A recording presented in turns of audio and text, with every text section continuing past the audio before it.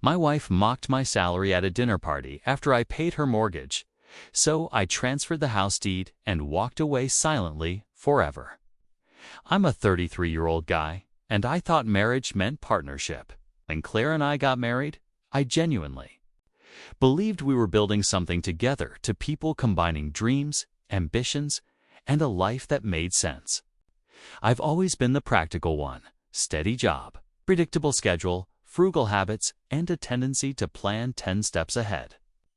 Claire, on the other hand, had this energy about her, always sparkling in designer clothes, talking about vacations we couldn't afford yet, and dreaming bigger than our reality.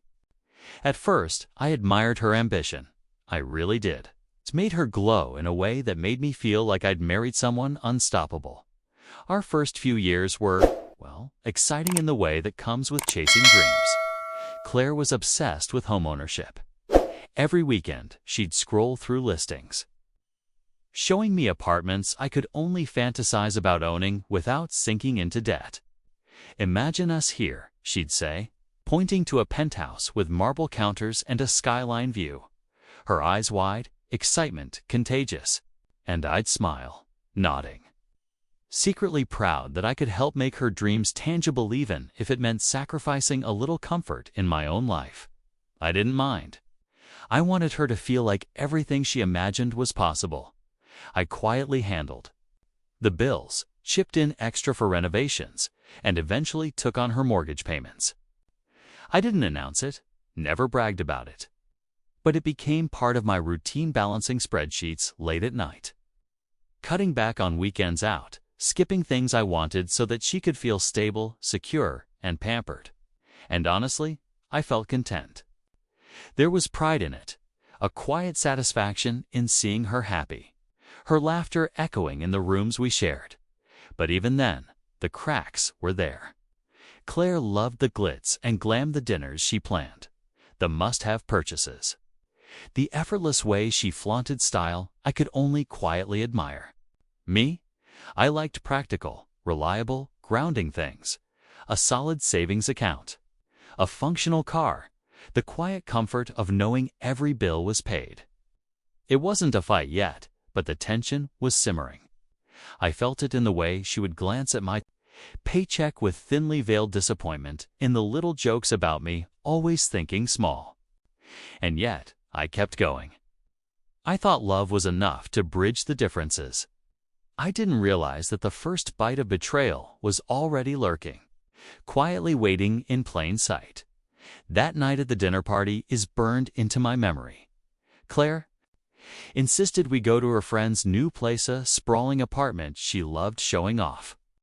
I tried to be enthusiastic, really, but the second we arrived, I felt the weight of my discomfort.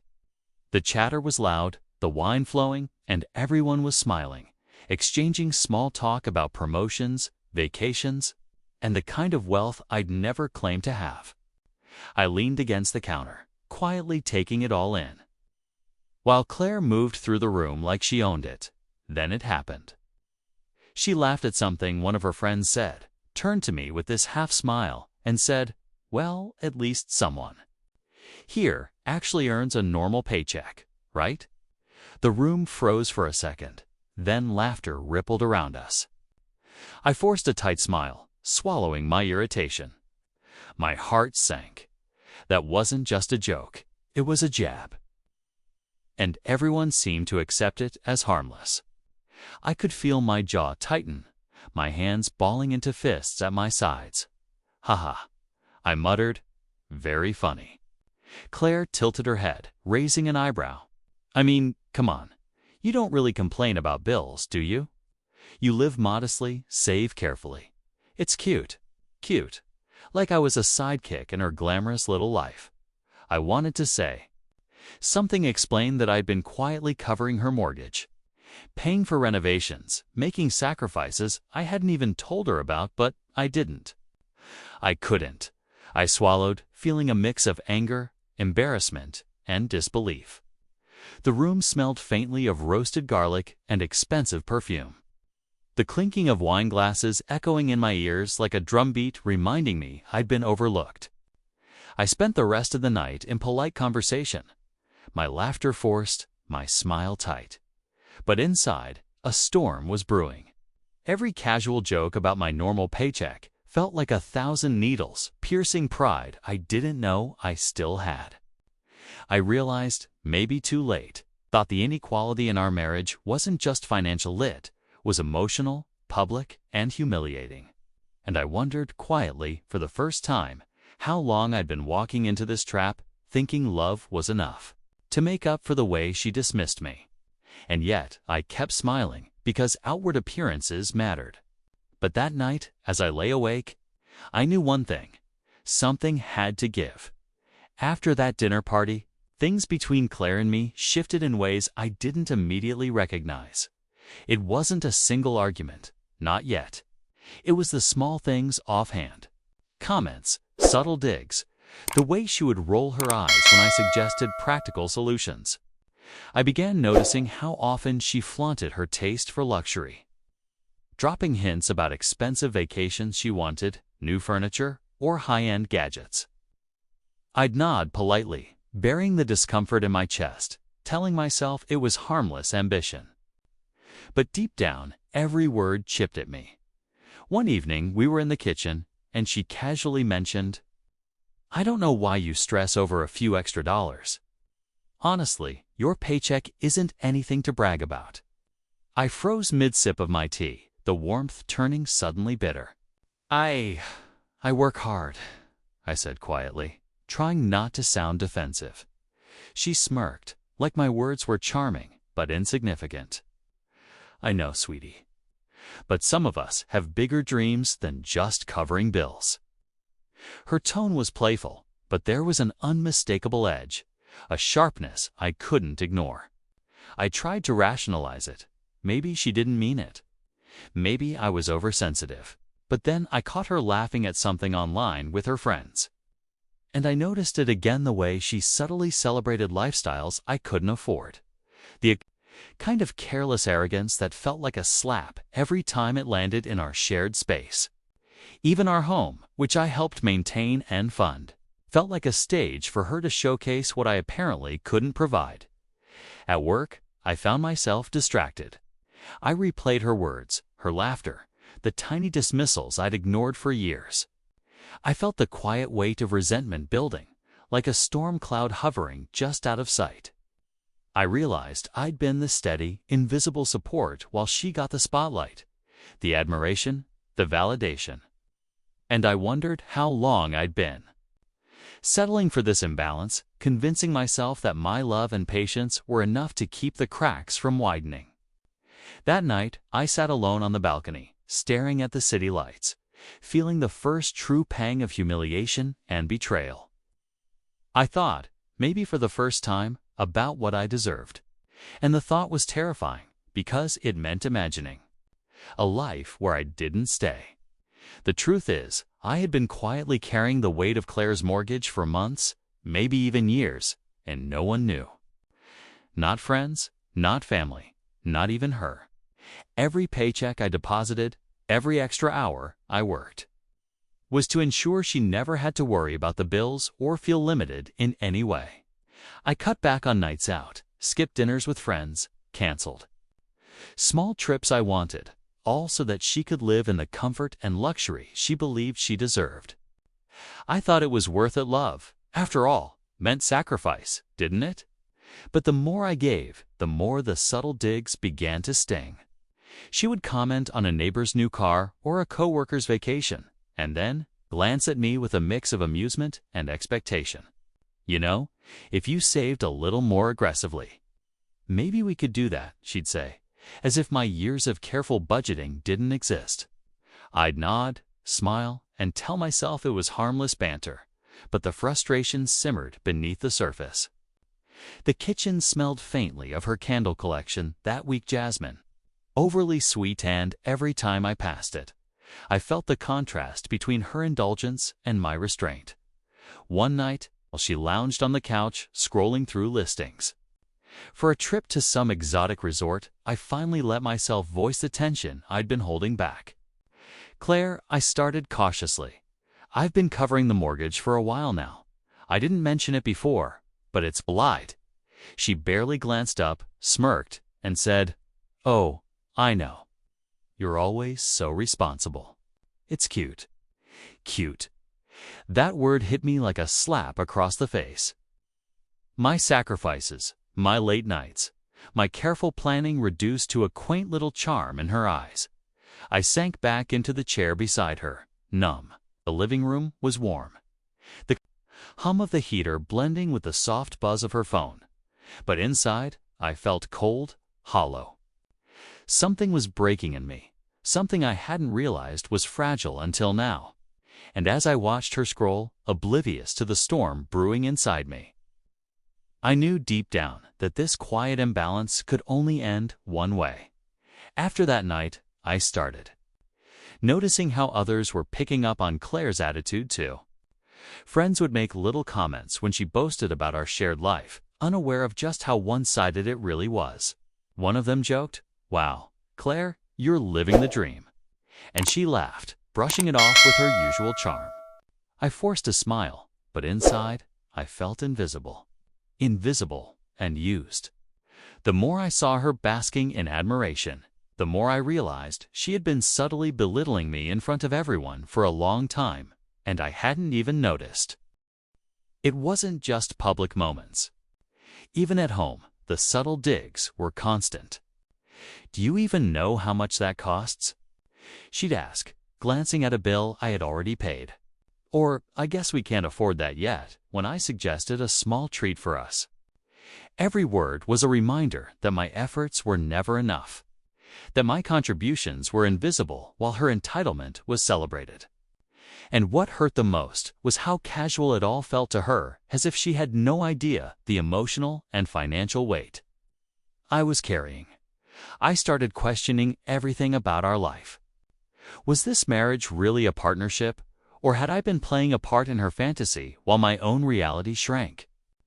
I felt trapped between the life I had built for her and the humiliation of being dismissed at every turn. One evening, I tried to speak up again, my voice shaky but firm. "Claire, I can't keep doing this if my efforts are just ignored." She looked at me, tilted her head, and said softly, almost mockingly, "Ignored? You're exaggerating. I appreciate you, really." But the tone didn't match the words. Her smirk said everything my ears refused to hear. That night, I sat alone on the balcony, the city lights blurred by my staring, the cool air doing nothing to soothe the fire inside me. I realized I had reached a turning point. I couldn't keep pretending that love and patience were enough when respect was absent. Something had to change. And, deep down, I knew that change might be louder and quieter than she could ever imagine. The tipping point came unexpectedly. Like a punch I never saw coming. I was going through our paperwork one evening, trying to reconcile some accounts, when I stumbled across a tax document. My heart sank the moment I realized what I was looking at. Claire had been deducting the mortgage payments as if she'd been covering them herself. Every penny I'd quietly poured in, every late night crunching numbers, every skipped weekend and frugal dinner had been erased, claimed as her own. My hands shook, the paper trembling as I held it. I confronted her immediately, voice tight, anger and disbelief colliding. "Claire, why does this say you've been paying the mortgage all along?" She looked up from her phone, feigned innocence like a practiced actress. "What are you talking about? That's just paperwork. It's standard."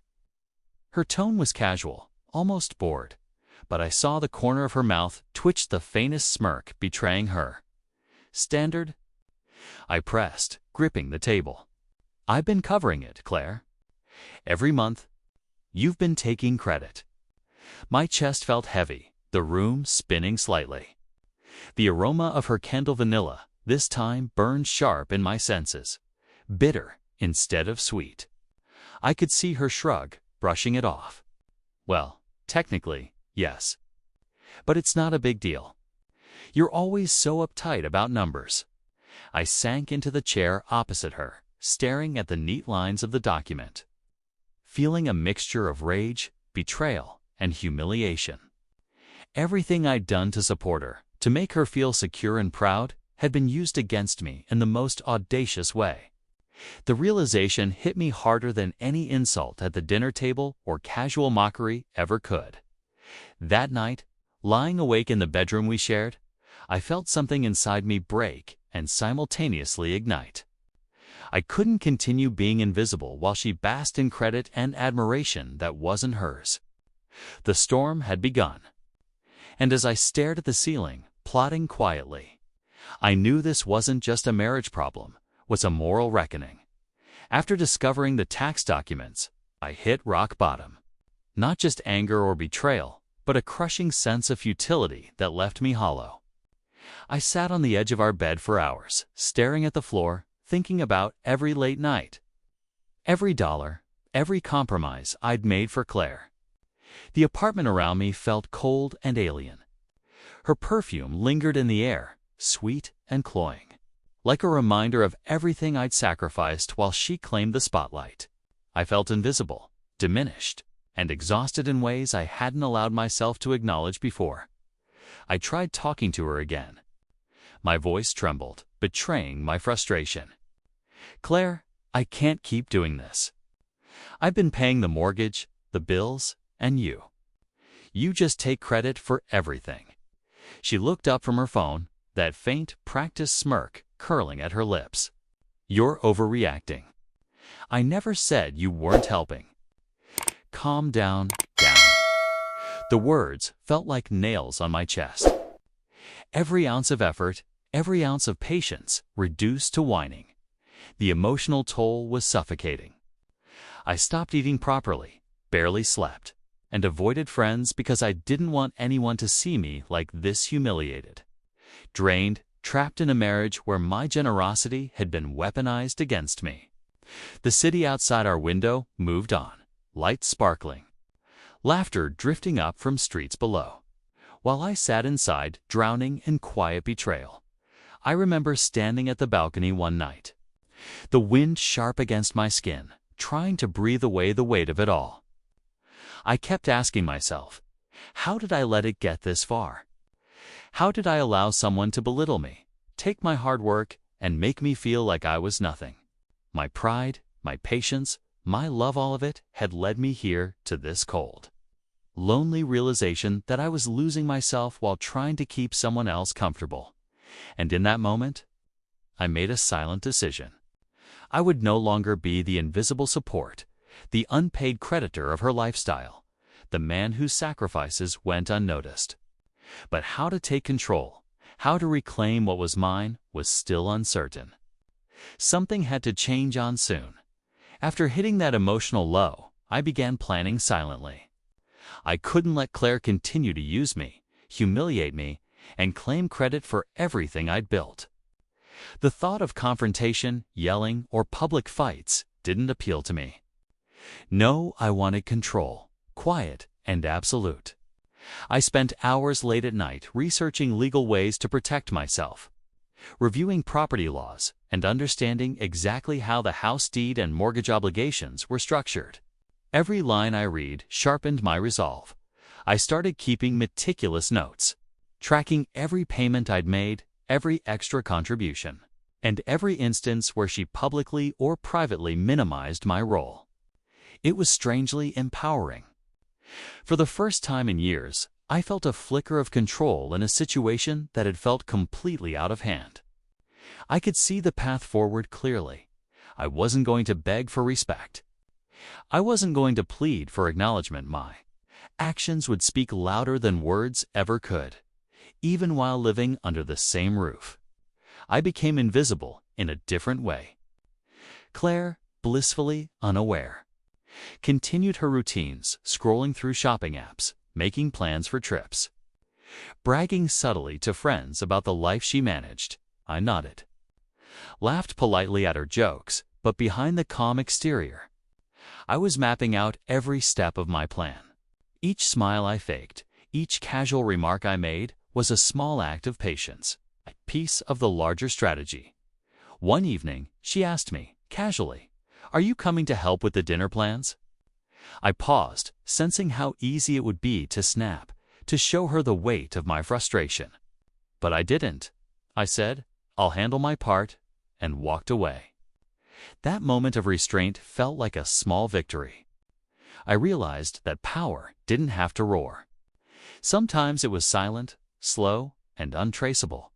And as I lay in bed that night, listening to the faint hum of the city outside, I knew that the time for quiet plotting had begun. The payoff would be coming, and when it did, would be mine entirely on my terms. In the days that followed, I perfected the art of calm. Claire had no idea that the man she'd been mocking, the man she'd belittled for his normal paycheck, was quietly orchestrating his exit. Outwardly, I laughed at her jokes, nodded at her plans, and even offered to help with errands. But inside, I was calculating, precise, patient. Every glance, every conversation, every small interaction became part of a larger strategy, one she would never see coming. One afternoon, she was showing off a future vacation idea to a friend over the phone, her voice all excitement and entitlement.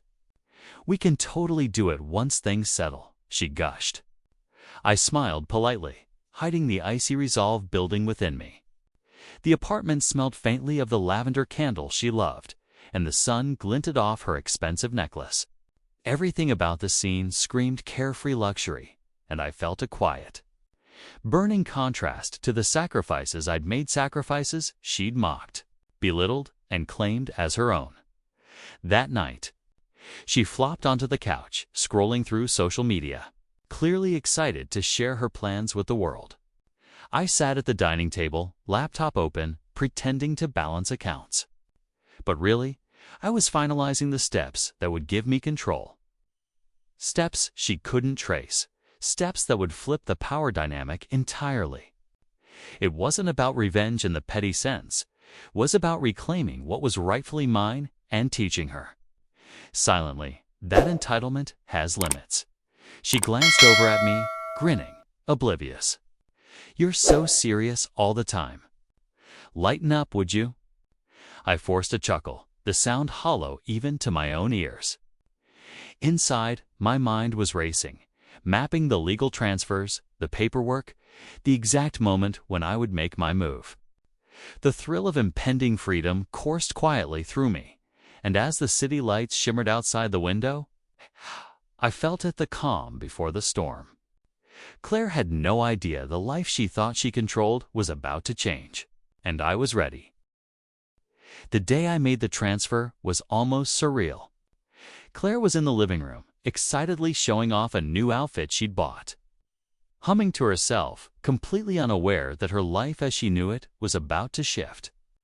I sat at the desk, laptop open, reviewing the final steps one last time.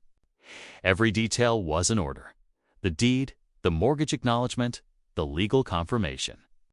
I felt a strange calm, a quiet satisfaction that was entirely mine. Click, submit, done. The house, all the payments I'd made, the labor and love I'd invested in it, was officially hers. Legally and practically, she now owned it entirely. No confrontation, no yelling, no dramatics. Just the simple, cold fact that the power dynamic had shifted in a way she would only discover later. When the implications sank in, I leaned back in my chair, listening to the faint sounds of the city outside, the hum of traffic and distant laughter. And in that ordinary, quiet moment, I felt something I hadn't felt in years. Relief. Claire noticed nothing at first. She was too busy trying on shoes, talking about a dinner party, arranging flowers. I joined her briefly, smiling, nodding, playing the role I'd always played so perfectly. But inside, I was light, untethered, free from the chains of unrecognized effort and constant humiliation. I could have told her, screamed, or gloated, but the silent power of my action spoke louder than words ever could. Later, when she realized what had happened, perhaps a subtle glance at her online accounts or a casual call to a friend didn't matter how shocked she was. I had already walked away in spirit, my boundaries established without confrontation. I didn't need a dramatic scene to validate myself. The satisfaction was in knowing I'd regained control, quietly and irrevocably. That night, as I packed a small bag of my personal items and stepped out onto the empty street, the cool air hitting my face, I felt lighter than I had in years. I wasn't running. I was walking away on my own terms. And for the first time, I realized that silence, patience, and quiet strategy could be more powerful than any argument, any fight, any tearful confrontation. Walking away from the apartment that had been my life and my prison was strange. The streets smelled faintly of rain, the asphalt glistening under the soft glow of streetlights. I carried only a small bag, leaving behind the material reminders of sacrifices no one had ever appreciated. And yet as I walked, there was a weight lifting from my shoulders that I hadn't realized had been pressing down for years. Every step felt like reclaiming a piece of myself I'd lost to patience, compromise, and silent endurance. For the first time in years, I didn't feel the constant hum of anxiety or the invisible tug of guilt. I thought back to Claire's smirks, her dismissive comments, the public jokes about my salary, and the subtle ways she'd claimed credit for my work. All of it felt distant now, almost absurd. I realized that none of her opinions, or anyone else's, could diminish the value of my effort or the life I was capable of building. I had let her take the spotlight for too long, but now, for the first time, I was stepping into my own light. I found a small apartment of my own a few blocks away, modest, functional, and quiet. The furniture wasn't luxurious, the view wasn't spectacular, but it was mine. Every bill I paid, every meal I cooked, every corner I organized was a declaration that I was no longer invisible, no longer secondary in my own story. I began investing in myself, not just financially, but emotionally and mentally. I reconnected with old friends, pursued hobbies I had abandoned, and allowed myself to feel joy without guilt or apology. That night, as I sat on my small balcony, the cool breeze brushing against my face, I realized something profound. Freedom doesn't always roar. Sometimes it whispers in quiet, deliberate actions, in the reclaiming of dignity, in the simple act of walking away from those who fail to see your worth. I had walked away silently. Yes, but I had gained everything I'd ever truly needed. Sitting in my new apartment, I finally let myself breathe. The air smelled faintly of coffee and old books. Simple comforts I had ignored for years while trying to keep someone else's dream afloat. I thought about Claire, probably scrolling through social media, maybe still unaware of what had truly happened. And I smiled not with malice, but with quiet satisfaction. I hadn't needed drama, confrontation, or a scene to reclaim my life. Silence had been my most powerful ally. I reflected on the years of subtle humiliation, of being dismissed, of sacrifices that went unseen. At the time, it had felt crushing, like an endless cycle I could never escape. But now, I understood that every act of patience, every careful choice had been building to this moment. Walking away wasn't just about leaving her behind, it was about stepping into the life I deserved. A life defined by respect, autonomy, and self-worth. Freedom, I realized, isn't always loud. Sometimes it's quiet, deliberate, invisible to everyone else, but intensely felt by the person who claimed it. I didn't need to prove anything to Claire or anyone else. The mortgage was hers, the house was hers, and the world would see it, but what she would never take from me was my dignity, my pride, and my peace. That night, I cooked my first simple meal in my new kitchen. The sounds of sizzling oil and chopping vegetables filling the space in a way that felt intimate and grounding. I sat down with a cup of tea, looking out over the city lights, and I felt something I hadn't felt in years. Calm, relief, empowerment. The storm had passed, and I had survived it stronger, wiser, and finally, fully myself. I had walked away silently. But in doing so, I had gained everything that mattered. And as I closed my eyes that night, I knew this was the kind of victory that didn't need applause because it was mine entirely, and no one could take it away.